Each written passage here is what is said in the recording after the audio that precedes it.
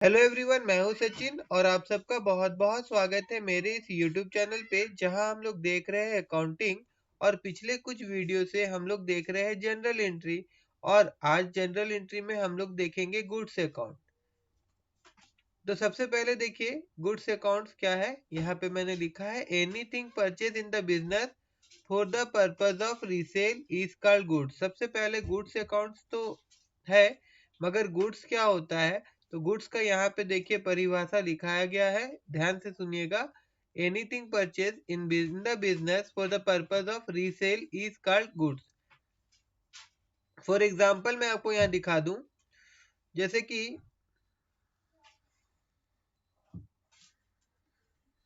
ये एक दुकान है, ठीक है।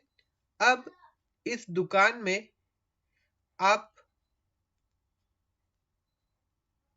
कपड़ा खरीद रहे हैं और बेच रहे हैं। कपड़ा खरीद रहे हैं और बेच रहे हैं। दैट मीन्स आप क्या खरीदते हैं, क्लोथ्स खरीदते हैं और फिर क्लोथ्स को क्या कर देते हैं, आप रीसेल कर देते हैं। इस तरह से आपका बिजनेस चल रहा है।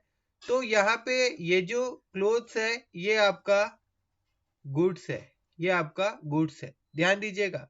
देखिए खरीदने का तो आप दुकान के लिए एसी भी परचेज करेंगे, है ना, एयर कंडीशनर, ठीक है, रूम में बैठ के ठंडा ठंडा हवा खाने के लिए। मगर जब आप एसी खरीदेंगे तो वो जो एयर कंडीशन होगा वो आपका गुड्स नहीं, वो तो आपका एसेट्स होगा, है ना। तो इस चीज का ध्यान रखिएगा कि अभी हम लोग गुड्स अकाउंट से रिलेटेड जो भी अकाउंट है वो देख रहे हैं। और गुड्स क्या होता है, कोई भी ऐसा चीज जिसको आप रीसेल करने के लिए खरीद रहे हैं, इस पर्पज में खरीद रहे हैं ना, तो वो आपका गुड्स कहलाता है। और उसके बाद देखिए नीचे में goods account has been classify into 5 part. अभी हम लोग वो 5 पार्ट देखेंगे, तो इसको मैं मिटा देता हूं। आई होप कि आप गुड्स तो समझ गए होंगे।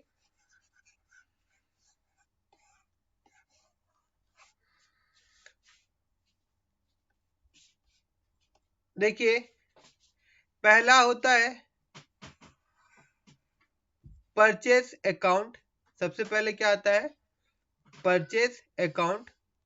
अब ये परचेज अकाउंट कब बनाते हैं, क्यों बनाते हैं, वो हम लोग देखेंगे डिटेल में।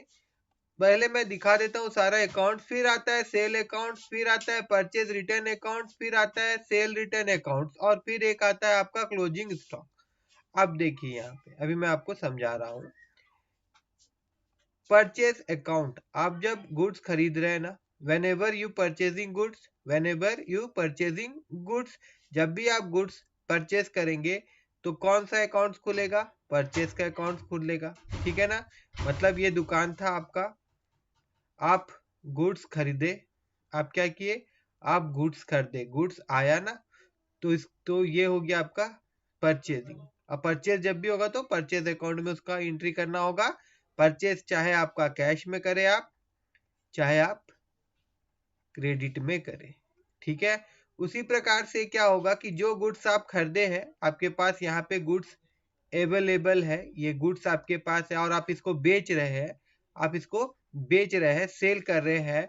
तो क्या होगा, आपको कौन सा अकाउंट खोलना होगा, सेल अकाउंट खोलना होगा। आप चाहे कैश में बेच रहे हो या फिर आप क्रेडिट में बेच रहे हो, उससे कोई भी फर्क नहीं पड़ता है, लेकिन आपको सेल अकाउंट खोलना होगा। ओके, अब रहा बात है कि परचेज रिटर्न अकाउंट। भैया एक बात मैं आपको बता दूं, क्या हुआ कि आप ना 5 सामान खरीदे। यहाँ पे मैंने 5 लाइन लिखा है, तो ये 5 क्या है, आपका गुड्स है। ये क्या है, गुड्स है। ये 5 सामान आपके दुकान में आया, 1 2 3 4 5, और आपको पता चला कि भाई 2 तो खराब है। तो आप क्या करेंगे, इसको यहाँ रखेंगे कि आप जिससे खरीदे थे उसको वापस कर देंगे। आप जिससे खरीदे थे उसको ये दोनों गुड्स क्या करेंगे, वापस कर देंगे। तो ये 2 गुड्स क्या होगा, आपका बुक्स ऑफ अकाउंट से हट जाएगा ना, 3 ही बचेगा।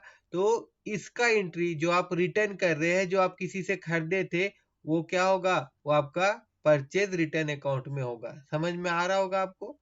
उसी प्रकार से आप अगर गुड्स को सेल किए हैं किसी को, गुड्स को सेल किए हैं किसी को, और जो बंदा खरीदा है अगर वो आपको रिटर्न करता है तो उसका एंट्री के लिए आपको सेल रिटर्न अकाउंट का यूज करना होगा।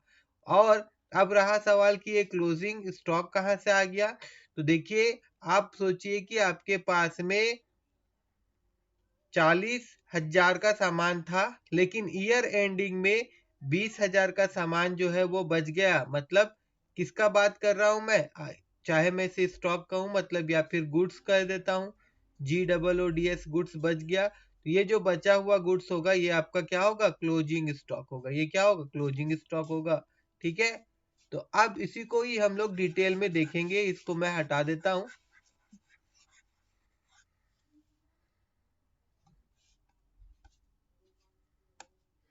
देखिए, सबसे पहले purchase account. When goods are purchased for cash or credit, purchase account is debited। देखिए क्या हो जाता है परचेज अकाउंट, यहाँ पे नोट क्या करेंगे, डेबिटेड होता है। क्या होता है, डेबिटेड होता है। और व्हेन गुड्स आर डिस्ट्रॉय, कभी कभार अगर गुड्स क्या हो जाए, डिस्ट्रॉय हो जाए या फिर किसी अदर पर्पस के लिए यूज किया जाए अदर देन सेल, मतलब सेल के अलावा अगर गुड्स का कुछ और यूज किया गया हो, जैसे मान लीजिए कि ऑनर के द्वारा ले लिया गया हो या फिर गुड्स खराब हो गया हो, तो ऐसा सिचुएशन में ही क्या होता है, परचेज अकाउंट क्रेडिटेड होता है। अदरवाइज परचेज अकाउंट हमेशा क्या रहेगा, वो डेबिटेड रहेगा। वो क्या रहेगा, डेबिटेड रहेगा। ठीक है, तो इसे भी मैं हटाता हूं और नेक्स्ट देखते हैं हम लोग। अभी नेक्स्ट हो गया सेल अकाउंट। तो देखिए सेल अकाउंट क्या होता है,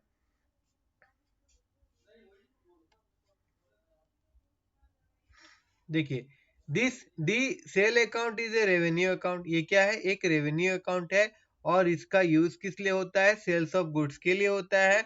और ये अकाउंट हमेशा कहाँ क्या होता है, क्रेडिटेड होता है। ये हमेशा क्या होता है, क्रेडिटेड होता है। ठीक है, नेक्स्ट सेल रिटर्न। अभी मैंने आपको ऐसे भी समझाया था, हम अगर जब सेल करते हैं तो कुछ सामान हमें कभी कभार वापस मिल जाता है।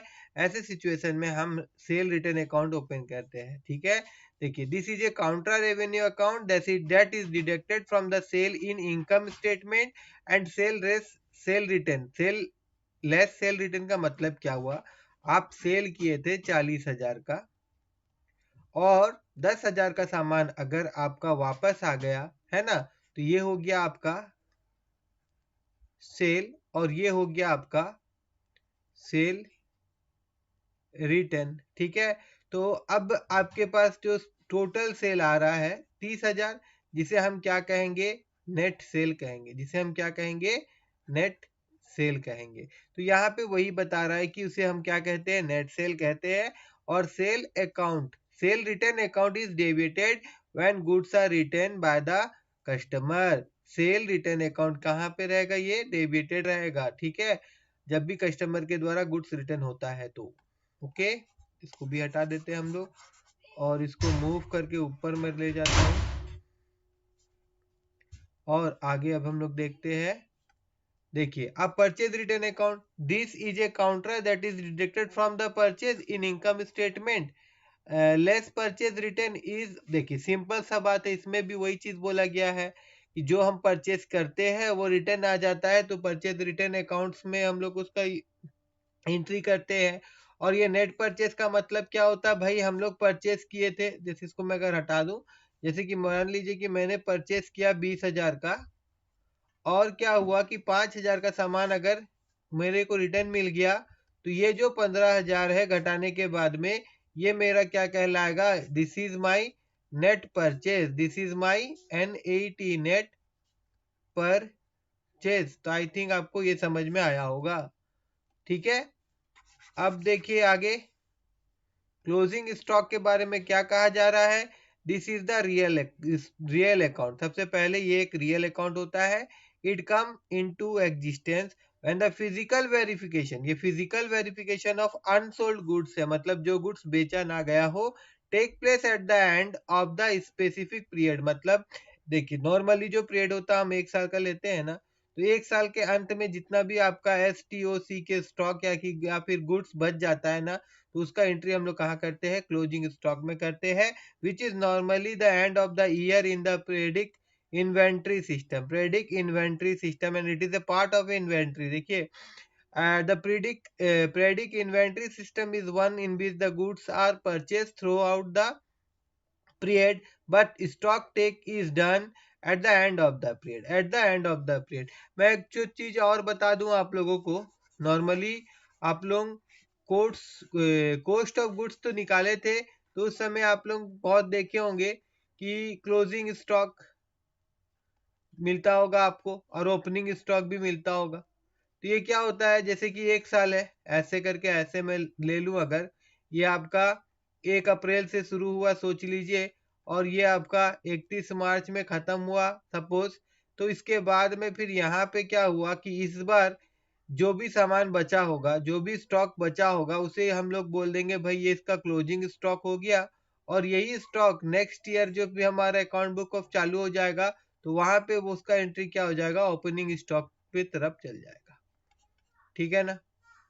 तो आई होप कि आप सबको गुड्स अकाउंट समझ में आया होगा। गुड्स अकाउंट से रिलेटेड जो जो अकाउंट है, जैसे कि purchase account, sale return account, purchase return account, ये सब ठीक तरह से समझ में आया होगा। अगर समझ में आया हो तो मेरे इस वीडियो को लाइक करिएगा और मेरे चैनल को सब्सक्राइब करना मत भूलिएगा।